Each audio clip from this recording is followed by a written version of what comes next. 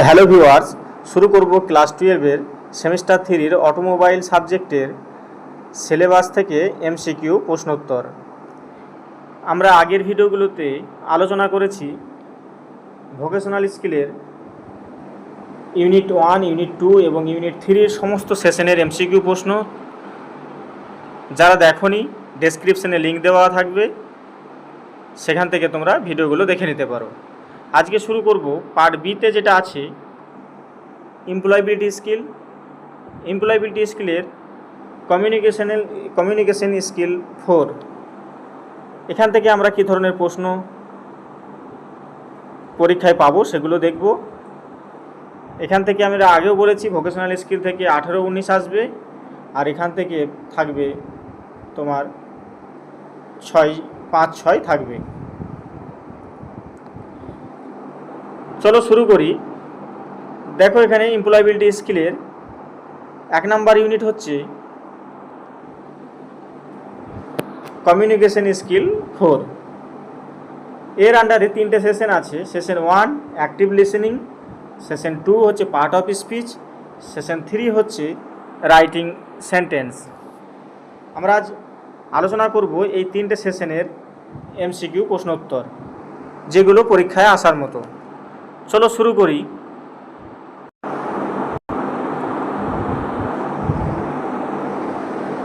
দেখো, সেশন 1-এর প্রথম এমসিকিউ প্রশ্ন।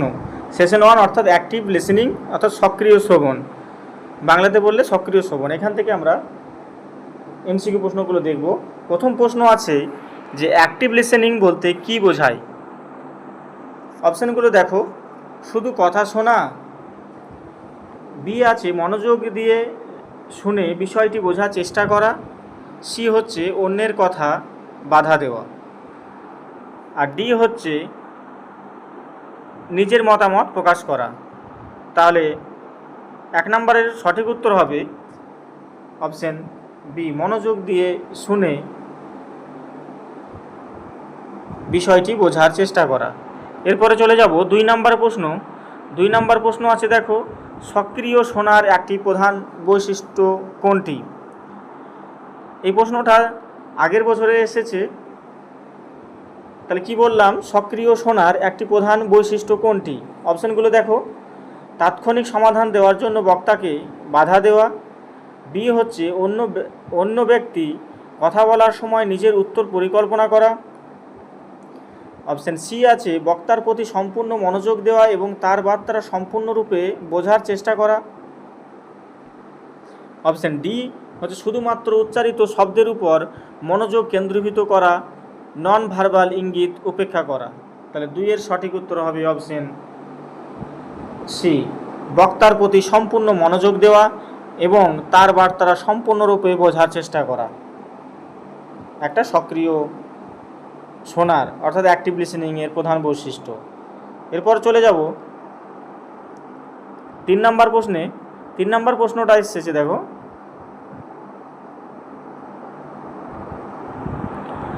যে আপনি একটি টেলিকম কোম্পানির ফ্রন্ট ডেস্কে কাজ করেন। আপনি যখন কাজ করেন তখন একজন গ্রাহক আপনার কাছে আসেন। গ্রাহকের একটি বিল সংক্রান্ত জিজ্ঞাসা আছে, আপনি কি করবেন। তাহলে প্রথম প্রশ্ন অপশন আছে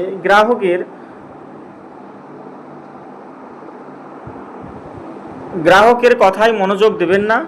খ হচ্ছে নিজের কাজ এক পাশে রেখে গ্রাহককে সাহায্য করবেন। গ হচ্ছে যে গ্রাহকের সাথে অমনোযোগীভাবে কথা বলতে বলতে নিজের কাজ চালিয়ে যাবেন। আর ঘ হচ্ছে গ্রাহককে অন্য কারোর সাথে কথা বলতে বলবেন। তাহলে 3-এর সঠিক উত্তর হবে অপশন খ, নিজের কাজ এক পাশে রেখে গ্রাহককে সাহায্য করবেন। এরপরে 4 নম্বরের প্রশ্ন, নিচের কোনটি সক্রিয়ভাবে শোনার ক্ষেত্রে একটি বাধা হতে পারে। সক্রিয়ভাবে শোনা মানে অ্যাক্টিভ লিসেনিং। অপশানগুলো দেখো। কোলাহলপূর্ণ পরিবেশ, বক্তার সাথে চোখে চোখ রেখে কথা না বলা, অমনোযোগী থাকা, উপরের সবগুলো। তাহলে 4-এর সঠিক উত্তর হবে অপশন উপরের সবগুলো, এগুলো বাধা হতে পারে। এরপরে 5 নম্বরের প্রশ্ন, নিচের কোনটি সক্রিয়ভাবে শোনার পর্যায় নয়। গ্রহণ করা শোনার পর্যায় নয়। দুই খ হচ্ছে বোঝা, গ হচ্ছে উত্তর না দেওয়া, ঘ হচ্ছে মূল্যায়ন করা। তাহলে 5-এর সঠিক উত্তর হবে অপশন সি, উত্তর না দেওয়া। 6 নম্বরের প্রশ্ন, একটি আদর্শ বার্তার বৈশিষ্ট্যগুলো কি কি? অপশন ক হচ্ছে স্পষ্ট, খ হচ্ছে সংক্ষিপ্ত, গ হচ্ছে নির্ভুল, ঘ হচ্ছে উপরের সবগুলো।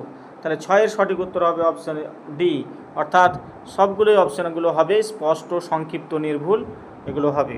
7 নম্বরের প্রশ্ন, যে অ্যাক্টিভ লিসেনিংয়ের সময় শ্রোতা কি করা উচিত? অপশানগুলো দেখো, মোবাইল ব্যবহার করা, বক্তার দিকে মনোযোগ দেওয়া, সি হচ্ছে বারবার কথা বলা, ডি হচ্ছে অন্যদিকে তাকানো। তাহলে 7-এর সঠিক উত্তর হবে অপশন সি, বারবার কথা বলা হচ্ছে অ্যাক্টিভ লিসেনিংয়ের সময় শ্রোতা এগুলো করা উচিত। এরপরে 8 নম্বরের প্রশ্ন, সক্রিয় শ্রবণের একটি গুরুত্বপূর্ণ বৈশিষ্ট্য কোনটি? অপশানগুলো দেখো, মনোযোগ অভাব, বাধা দেওয়া, ফিডব্যাক বা প্রতিক্রিয়া প্রদান, এবং ডি হচ্ছে বিষয় পরিবর্তন করা।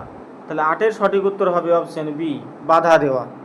এরপরে 9 নম্বরের প্রশ্ন, যে বক্তার কথা বোঝা গেছে কি না নিশ্চিত করতে কি করা যায়?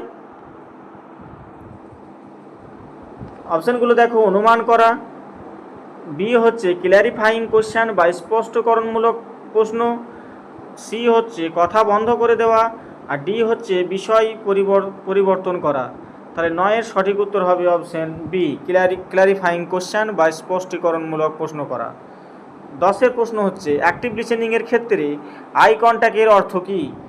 অপশন এ হচ্ছে চোখ বন্ধ রাখা, অপশন বি হচ্ছে চোখ দিয়ে স্বাভাবিকভাবে তাকানো, এই বক্তার দিকে স্বাভাবিকভাবে তাকানো, আর সি হচ্ছে অন্য দিকে তাকানো, ডি হচ্ছে বারবার চোখ ঘোরানো। তাহলে 10-এর সঠিক উত্তর হবে অপশন ডি, বারবার চোখ ঘোরানো। 11 নম্বরের প্রশ্ন, বক্তার কথা বলার সময় তাকে বারবার বাধা দেওয়াকে কি বলা হয়? অ্যাক্টিভ লিসেনিং, না ইন্টারাপশান, না ফিডব্যাক, না এমপ্যাথি? তাহলে এটা স্বাভাবিকভাবেই 11-র সঠিক প্রশ্ন উত্তর হবে অপশন বি, ইন্টারাপশান। এরপরে 12 নম্বরের প্রশ্ন, সক্রিয় শ্রবণে এমপ্যাথি বলতে কি বোঝায়?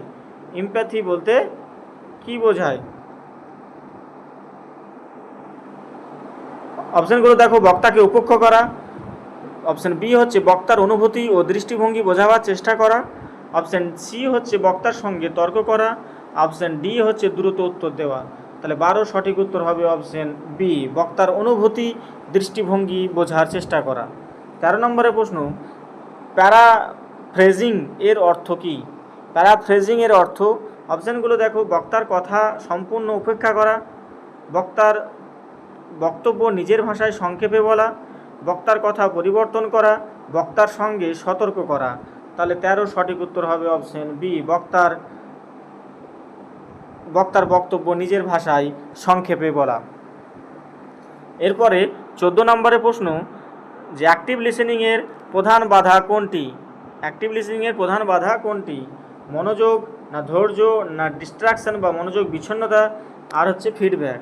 তাহলে 14 সঠিক উত্তর হবে অপশন বি, ধৈর্য। এরপরে 15 নম্বর প্রশ্ন, যে একজন ভালো অ্যাক্টিভ লিসেনারের সবচেয়ে গুরুত্বপূর্ণ গুণ কোনটি? অপশানগুলো দেখো, ধৈর্য, মনোযোগ, বেশি কথা বলা, দ্রুত সিদ্ধান্ত নেওয়া, অন্যদিকে বাধা দেওয়া। তাহলে 15 সঠিক উত্তর হবে অপশন এ, ধৈর্য ও মনোযোগ। তাহলে আমরা প্রথম সেশন থেকে অ্যাক্টিভ লিসেনিং থেকে 15টা এমসিকিউ প্রশ্ন করলাম। এরপরে চলে যাব 2 নম্বর সেশন, অর্থাৎ পার্ট অফ স্পিচ, অর্থাৎ পদের প্রকারভেদ। এখান থেকে আমরা 10টা প্রশ্ন দেখব। চলো দেখি, প্রথম প্রশ্ন হচ্ছে, এরকম ধরনের প্রশ্ন যদি দেয় যে বাক্য বা সেন্টেন্স কি, এগুলো প্রশ্নগুলো মনে হবে অনেকটাই সোজা, কিন্তু তোমাদের কমিউনিকেশন স্কিলে এই প্রশ্নগুলো ঠিক এই ধরনেরই হবে। তাহলে যদি বলা হয় সেন্টেন্স কি, তাহলে কি উত্তর দেবে? তাহলে 1-এর সঠিক উত্তর হবে অপশন খ। আমি ডাইরেক্ট উত্তর বলে দিলাম যে কতগুলো শব্দ যা একটি সম্পূর্ণ ধারণা প্রকাশ করে। এগুলো আমরা আগেও পড়েছি, তবুও কিছু নতুনত্ব প্রশ্ন আমরা দেখব। চলো 2 নম্বরের প্রশ্ন কি দেওয়া আছে দেখি। নিচের কোনটি একটি সঠিক বাক্য? হি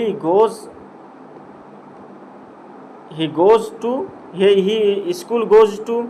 খ হচ্ছে গোজ হি to school.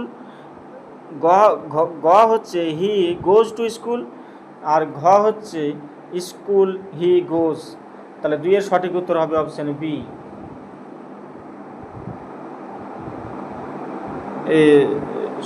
Option C, he goes to school. এরপরে 3 নম্বরের প্রশ্ন, যে নিচের বাক্যগুলোর মধ্যে কোনটিতে সঠিকভাবে বিরাম চিহ্ন ব্যবহার করা হয়েছে। বিরাম চিহ্ন ব্যবহার করা হয়েছে, তোমরা সেন্টেন্স দেখলে এগুলো বুঝতে পারবে। তাহলে 3 এর সঠিক উত্তর হবে অপশন খ। 3 এর সঠিক উত্তর অপশন হবে খ, বিরাম চিহ্ন মানে দাড়ি, এটা। এরপর 4 নম্বরের প্রশ্ন, যে একটি বাক্যের প্রধান 2টি অংশ, সেটা কি কি? নাউন প্রোনাউন, নাউন ভার্ব, না সাবজেক্ট প্রেডিকেট, না অ্যাডজেক্টিভ অ্যাডভার্ব, না নাউন প্রিপোজিশন। তাহলে আমরা জানি একটা হয় সাবজেক্ট আর একটা হয় প্রেডিকেট।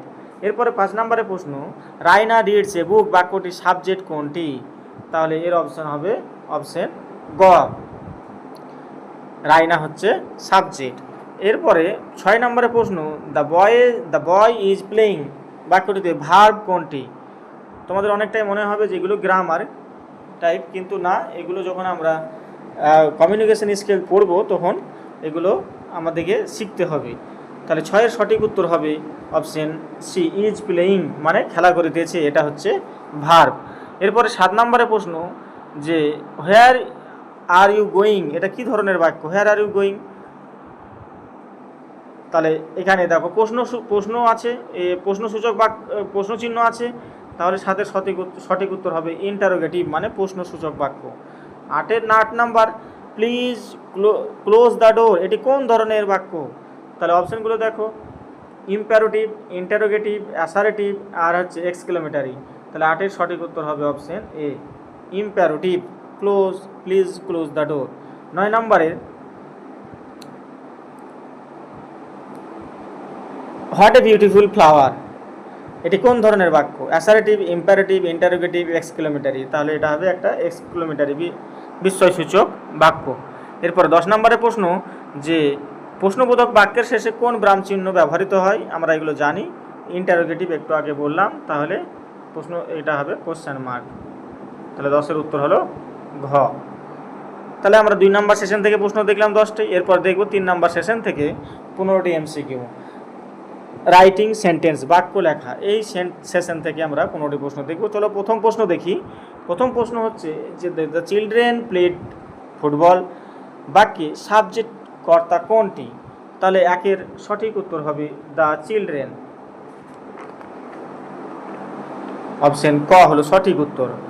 অপশন বি, 2 নম্বরের প্রশ্ন, দ্য চিলড্রেন প্লেজ ফুটবল, বাক্যে অবজেক্ট কোনটি? তাহলে হবে প্লেড। 2 এর সঠিক উত্তর হবে অপশন ডি, ফুটবল, এটা হচ্ছে অবজেক্ট। আর সাবজেক্ট প্রেডিকেট তোমরা আগে আমরা আলোচনা করলাম, সাবজেক্ট প্রেডিকেট এটা হবে সাবজেক্ট, আর প্লেড ফুটবলটা হবে প্রেডিকেট। কিন্তু এখানে বলেছে কি অবজেক্ট খুঁজতে, তাহলে কি খেলছি? ফুটবল খেলছি, তাহলে ফুটবলটা হবে অবজেক্ট। এরপরে 3 নম্বরের প্রশ্ন, নিচের কোন বাক্য ইনডাইরেক্ট অবজেক্ট এবং ডাইরেক্ট অবজেক্ট উভয়ই আছে? তাহলে দেখো অপশনগুলো দেখো, I am working on a presentation, খ হচ্ছে she brought a blue pen, গ হচ্ছে যে দ্য গার্লস প্লেজ ক্রিকেট, ঘ হচ্ছে he wrote a letter to his sister. তাহলে 3 এর সঠিক উত্তর হবে অপশন ঘ, he wrote a letter to his sister. এই বাক্যটিতে ইনডাইরেক্ট অবজেক্ট এবং ডাইরেক্ট অবজেক্ট উভয়ই আছে। এরপরে 4 নম্বরের প্রশ্ন, নিচের কোন বাক্যটি প্যাসিভ ভয়েসে আছে? এই প্রশ্নটা 2025-এ এসেছে, অর্থাৎ আগের 3rd সেমিস্টারে এসেছে, আগের বছর। প্যাসিভ ভয়েসে আছে কোনটা? দে আর ওয়াচিং এ মুভি, মানে তারা মুভি মানে সিনেমা দেখিতেছে। খ হচ্ছে the clock is repaired by Raju ক্লকটা ঠিক করেছিল। আর গ হচ্ছে he is sleeping in the room, মানে সে রুমের মধ্যে ঘুমিতেছে। এরপরে ঘ হচ্ছে my pet dog bit the postman, মানে আমার যে পোষা কুকুরটি পোস্টম্যানকে কী করেছে? কামড়ে দিয়েছে।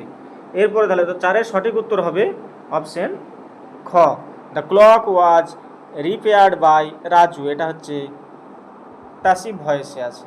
এখানে প্যাসিভ ভয়েস চেনার উপায় হচ্ছে এই যে বাই দেওয়া আছে, এগুলো হচ্ছে প্যাসিভ ভয়েস। এরপরে 5 নম্বরের প্রশ্ন, রাইনা ইজ রিডিং এ বুক, বাক্যের সাবজেক্ট কোনটি? হচ্ছে রাইনা, 5-এর ক। 6-এর হচ্ছে রাইনা ইজ রিডিং এ বুক, এখানে অবজেক্ট কোনটি? এখানে অবজেক্ট হচ্ছে দ্য বুক, এ বুক। এরপরে 7 নম্বরের প্রশ্ন, দ্য টিচার টিচেস ইংলিশ, বাক্য ভার্ব কোনটি? তাহলে বাক্যে ভার্ব আছে অপশন বি, টিচেস, শিক্ষা দেওয়া, শিক্ষা দিচ্ছে। 8 নম্বর প্রশ্ন হচ্ছে যে নিচের কোনটি অ্যাক্টিভ ভয়েসের উদাহরণ? অপশনগুলো দেখো, যে the letter was written by Rahul, the letter মানে চিঠিটি রাহুল লিখেছিল। The car was repaired by a mechanic, গাড়িটি মেকানিক দ্বারা ঠিক করা হয়েছিল। Rahul wrote a letter, Rahul একটি চিঠি লিখেছিল। The work was completed by him, the কাজটি তার দ্বারা সম্পূর্ণ হয়েছিল। তাহলে সঠিক উত্তর হবে 8-এর অপশন গ, রাহুল রোড এ লেটার। এটা হচ্ছে অ্যাক্টিভ ভয়েস। প্যাসিভ ভয়েস হবে না, তার কারণ হচ্ছে দেখো বাকিগুলো বাই দিয়ে আছে। আমি একটু আগে বললাম প্যাসিভ ভয়েস হলে বাই থাকবে। এরপরে 9 নম্বরের প্রশ্ন, যে মেকানিক রিপেয়ার দ্য কার, বাক্যটিতে প্যাসিভ ভয়েস কোনটি? The car repaired by mechanic, repaired the mechanic, the car was repaired by mechanic, the mechanic was repaired by car. এটা বাই মানে কার, এটা বাই থাকলেই হবে না, যে কার দ্বারা কি মেকানিক রিপেয়ার্ড হয়েছিল না কি মেকানিক দ্বারা কারটা রিপেয়ার্ড হয়েছিল। তাহলে অপশন খ হচ্ছে সঠিক উত্তর, কারণ এর মানেটা হচ্ছে যে মেকানিক দ্বারা কারটা রিপেয়ার মানে সারানো হয়েছিল। আর গ হচ্ছে যে মেকানিক ওয়াজ রিপেয়ার্ড বাই কার, মানে আমরা মেকানিক, এখানে বাংলার অর্থটা হবে যে মেকানিক সারানো হয়েছিল গাড়ির দ্বারা। তাহলে এটা তো হবে না, কারণ দুটো বাই আছে বলেই যে হয়ে যাবে তার নয়, সেন্টেন্সটা তোমাকে পড়তে হবে। এরপরে 10 নম্বরের প্রশ্ন, যে শি গেভ এ বুক, বাক্যে ইনডাইরেক্ট অবজেক্ট কোনটি? তাহলে 10-এর সঠিক উত্তর হবে গ, মি হচ্ছে ইনডাইরেক্ট অবজেক্ট। এরপরে 11 নম্বর প্রশ্ন, সি গেভ এ বুক, এই বাক্যে ডাইরেক্ট অবজেক্ট কোনটি? তাহলে 11 সঠিক উত্তর হবে অপশন ডি, এ বুক। 12 নম্বরের প্রশ্ন, নিচের কোনটি একটি সম্পূর্ণ সেন্টেন্স? প্লেয়িং ফুটবল না in the classroom, the boy is playing football very beautiful. তাহলে এখানে বোঝাই যাচ্ছে 12 সঠিক উত্তর হবে অপশন গ, the boy is playing football. 13 নম্বরের প্রশ্ন, রাহুল ড্রাইভস এ কার, বাক্যে সাবজেক্ট ভার্ব অবজেক্ট এর সঠিক ক্রম কোনটি? রাহুল ড্রাইভস এ কার, ড্রাইভস রাহুল এ কার, এ কার রাহুল ড্রাইভস, রাহুল এ কার ড্রাইভস। তাহলে সঠিক উত্তর হবে অপশন ক, 13 সঠিক উত্তর হবে অপশন ক, রাহুল ড্রাইভস এ কার। সাবজেক্ট ভার্ব তারপরে অবজেক্ট, এভাবে সাজানো দেখতে হবে। এরপরে 14 নম্বরের প্রশ্ন, 14 নম্বরের প্রশ্নতে আছে যে দিয়ে the cake was eaten by the children, the শিশু দ্বারা কেকটি খাওয়া হয়েছিল। বাক্যটি কোন ভয়েসে আছে? তাহলে এটা হবে প্যাসিভ ভয়েস, কারণ আমরা বলেছিলাম যে বাই দ্বারা হবে, আর এখানে সেন্টেন্স দেখো বাই আছে, আর সেন্টেন্সটা সম্পূর্ণ অর্থবহুল হয়েছে। তাহলে সঠিক উত্তর হলো প্যাসিভ ভয়েস। এরপরে দেখো 15 নম্বর প্রশ্ন, the student completed the project, মানে ছাত্রটি সম্পূর্ণরূপে প্রজেক্টটা কমপ্লিট করেছে। বাক্যটিতে অবজেক্ট কোনটা? অবজেক্ট হবে অপশন গ, দ্য প্রজেক্ট। প্রজেক্টটা হচ্ছে অবজেক্ট। তাহলে আমরা আজকের ভিডিওতে এমপ্লয়েবিলিটি স্কিলের ইউনিট 1 অর্থাৎ কমিউনিকেশন স্কিলের 3টে সেশন থেকে আমরা এমসিকিউ প্রশ্ন আলোচনা করলাম, সেশন 1, সেশন 2 এবং সেশন 3 থেকে। যদি তোমাদের এই প্রশ্নগুলো ভালো লেগে থাকে তাহলে চ্যানেলটিকে সাবস্ক্রাইব করবে, বন্ধুদের সঙ্গে শেয়ার করবে, লাইক করবে। আজকে এখানেই দেখা হচ্ছে দ্বিতীয় ইউনিটে। ধন্যবাদ।